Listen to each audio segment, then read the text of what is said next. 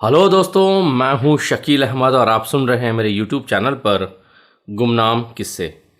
आज मैं एक ऐसा ही गुमनाम किस्सा लेकर आया हूं जिसका टाइटल है डर और जिसे लिखा है जावेद निहाल हाशमी ने। तो आइए चलते हैं कहानी की ओर। आज मिसेज ने फिर उसी डरावने एहसास का जिक्र किया जो उसे मेरे बिना अकेले रात सोते वक्त अक्सर होता था। रात की किसी वक्त पलंग के आहिस्ता आहिस्ता हिलने और अपने पास लेटे किसी अनदेखे आदमी की सांसों की आवाज़। और एक बार फिर मैंने उसे समझाने की कोशिश की कि ये सब उसके दिमाग की पैदावार है। जो आदमी भूत प्रेत पर यकीन करता है उसे न सिर्फ आवाज़ें सुनाई देती हैं बल्कि कभी कभी शक्लें भी दिखाई देती हैं। मुझे चौकीदार रामदयाल पर भी गुस्सा आ रहा था। 2 कमरों वाला ये सरकारी क्वार्टर आबादी से दूर जंगल के करीब था, जिसकी वजह से इस कहानी पर लोग यकीन करने लगे थे। जिस रात मैं नाइट ड्यूटी पर होता वो बच्चों को एक ही कमरे में अपने साथ सुलाती और दरवाजे खिड़कियों को अच्छी तरह बंद करके सोती। देखो, आज बच्चों की नानी आने वाली है। वो दोपहर तक मेरे ऑफिस में पहुंच जाएंगी, जहां से मेरा एक स्टाफ उन्हें यहां पहुंचा देगा। अब उनके सामने ये सब कहानी मत दोहरा देना, वरना कहीं वो भी। मैंने मिसेस से कहा। वो तो खुद इन सब बातों पर यकीन नहीं करती।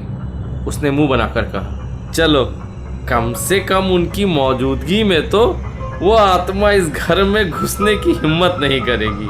मैंने हंसकर कहा, लेकिन हम सब एक साथ इस छोटे से कमरे में नहीं सो सकेंगे। किसी न किसी को तो दूसरे कमरे में सोना ही पड़ेगा। बच्चे भी बहुत डरने लगे जब से रामदयाल ने बताया है कि इस क्वार्टर में हमसे पहले रहने वाले अफसर ने इसी कमरे में अपनी बीवी का कत्ल किया था।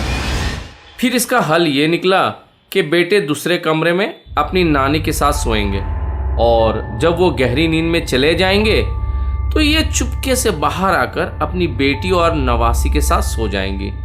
रात कैसी कटी? मैंने सुबह मिसेस से पूछा। मम्मी से बातें करते करते और फिर शादी की पिक्चर्स का एल्बम देखते देखते रात के 2 बज गए और फिर जब सोए तो सुबह आँख खुली। उसके चेहरे पर खुशी साफ नज़र आ रही थी। अब तो यकीन आया कि यह सिर्फ एक एहसास है, मैंने कहा। दोपहर के खाने के बाद बेटे भी नानी को छोड़ने स्टेशन तक साथ गए।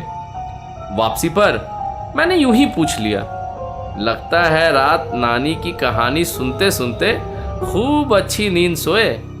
हाँ पापा, बल्कि रात को 1:30 बजे मैं पानी पीने के लिए उठा भी था।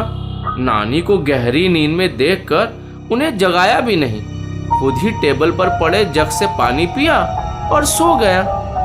नानी को अपने पास सोया देखकर बस यूं लगा जैसे मेरे अंदर से डर एकदम से निकल गया है। मेरी रीढ़ की हड्डियों में सनसनी सी दौड़ गई।